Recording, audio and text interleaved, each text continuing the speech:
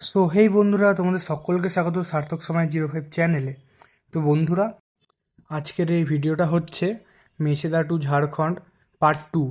এর আগে দেখিয়েছিলাম যে উসরি ফলস আর একটা ড্যাম্পে গেছিলাম খান্দৌলি নাম করে। তো ওটারই আজকে এটা পার্ট 2। তো সেকেন্ড দিন আমরা এখানে এসে গেছিলাম কালকে রাত্রিবেলা দেওঘরে। তারপর রাত্রের ঘুম কমপ্লিট করে সকালবেলায় বেরিয়ে পড়েছি আবার অটো বুক করে। আমরা 7 জন মিলে অটো বুক করে যাচ্ছি। তো এখানে আশেপাশে যতগুলো দর্শনীয় স্থান আছে ঘুরবো।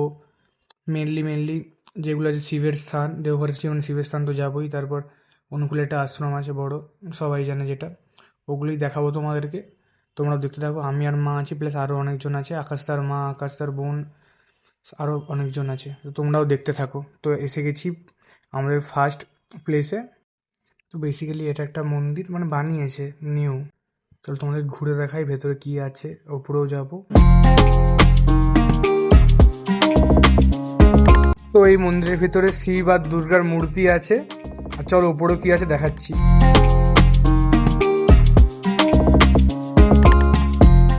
তো এসে গেছি এখন ওপরে।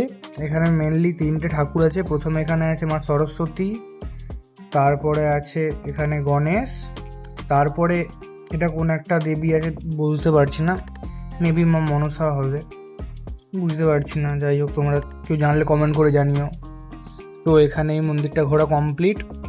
এখন আবার অটো করে সেকেন্ড প্লেসে যাব, সেখানে গিয়ে দেখি কি মন্দির বা কি আছে। তো চলো।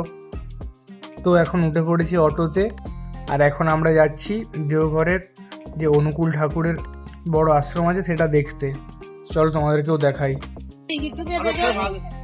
এখন এসেছি আমরা সৎসঙ্গে ঘুরতে। ট্রেনের টাইম হয়ে গেছে। হ্যাঁ, ওটা বল। ভিতরে কিন্তু ভিডিওগ্রাফি বা ফটোগ্রাফি কোনো কিছু অ্যালাউ ছিল না বলে ভিডিও করতে পারিনি, জাস্ট বাইরে থেকে দেখালাম। তো যাওয়া যাক নেক্সট প্লেসে। আর এই যে সামনে দেখা যাচ্ছে সাদা কালারের বড় বিল্ডিংটা, এটা অ্যাকচুয়ালি অনুকূলের এই মানে মঠেরই একটা বড় আশ্রম বা কিছু একটা হবে মেবি, প্রচুর বড়। ভালো লাগছে সব কিছু। ওকে, অল ওকে। চল এরপরে কোথায় যাবো আমরা জানি না। কোথায় যাবো। তো এখন অনুকূলের আশ্রম থেকে বেরিয়ে পড়েছি নেক্সট ডেস্টিনেশনে যাওয়ার জন্যে। চলো যাচ্ছি। আজ ওয়েদারটা খুবই সুন্দর।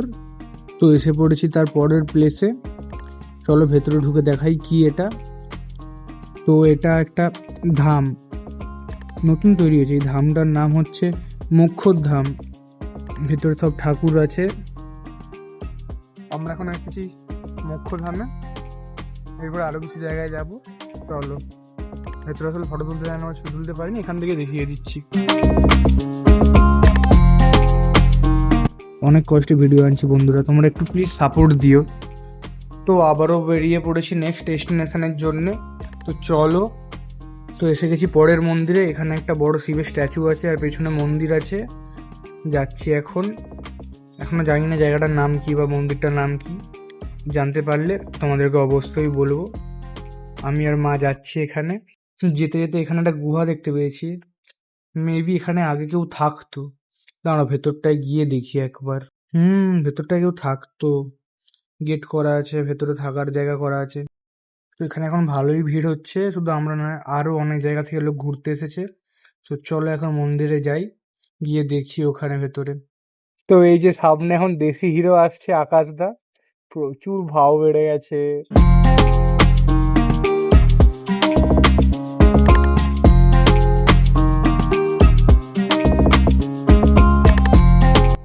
তো এটা কোনো একটা দেবীর আশ্রম, আর কিছুই নয় তেমন, এটা একটা আশ্রম।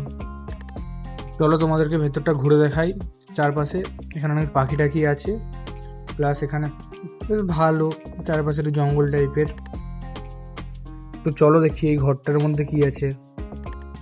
এখানে মেনলি মাতার খাট আছে, তার একটা মূর্তি আছে, ফটো আছে, আর বিশেষ তেমন কিছু নেই। তো মন্দির দেখা হয়ে গেছে, এখন ফিরছি, আবার অন্য কোথাও যাবো।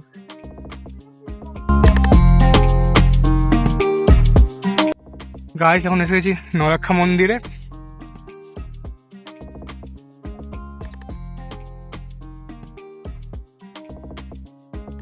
তা দারুণ। মা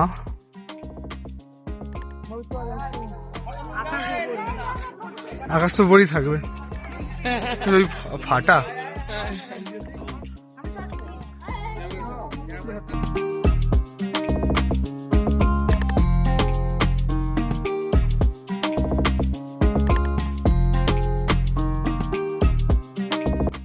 তো বন্ধুরা, এই মন্দিরটা তৈরির পেছনেও একটা কাহিনী আছে। মেনলি এখানকার রানী চারুশীলা দেবী, তিনি 9 লাখ টাকা দিয়ে মন্দিরটা বানিয়েছিলেন, আর তখন থেকে নাম হয়েছিল নামলাক্ষা মন্দির। তো এটাই হচ্ছে এখানে রানীর মূর্তি। তো এখন মন্দিরের ভেতরে এসে গেছি।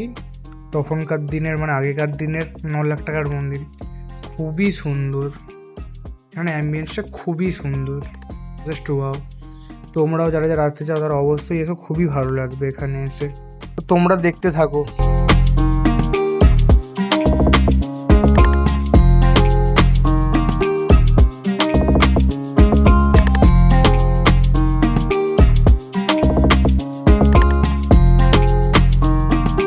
তো তারপর মন্দিরের চারপাশটা ঘুরে এবারে বেরোচ্ছি নেক্সট ডেস্টিনেশনে যাওয়ার জন্য। তো চলো এখান দিয়ে বেরোনো যাক। হাই যা, এখানে তো গেটই তো বন্ধ, চলো অন্য গেট দিয়ে বেরোবো।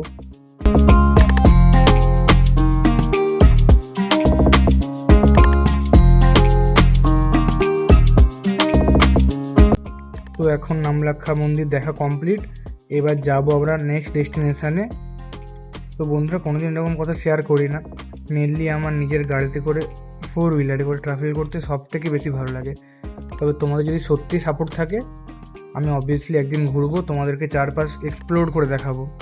তোমরা শুধু একটু আমাকে সাপোর্ট দিও, লাইক করো ভিডিওটাগুলোকে, কমেন্ট করে জানিও কেমন লাগছে, কেমন ভিডিও চাই। আর obviously please please please subscribe করো। তোমরা সাবস্ক্রাইব করলে আর কমেন্ট করলে আরও আগ্রহী হই ভিডিও বানানোর জন্য। তো বন্ধুরা, কথা বলতে বলতেই চলে এলাম পরের ডেস্টিনেশানে। তো ভেতরেই যাই। এটাও একটা কোনো আশ্রম বা কোনো ভেতরে মন্দির আছে কোনো গুরুর। তো চলো ভেতরে গিয়ে দেখাই। তো আমরা এখন এসেছি বালানন্দ আশ্রমে, রামনি।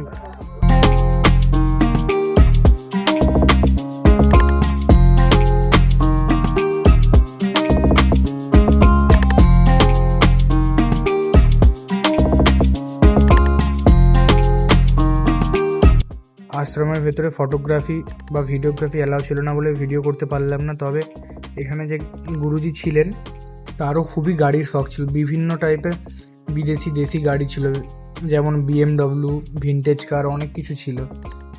তো বন্ধুরা, ভালো লাগলো খুবই ঘুরে এখানে। তো এই ভিডিওটা আপাতত এতটাই করছি, বিকজ এর পরের ডেস্টিনেশনগুলো দেখালে ভিডিওটা অনেক লং হয়ে যাবে, তাই এই ব্লগে আর দেখাচ্ছি না।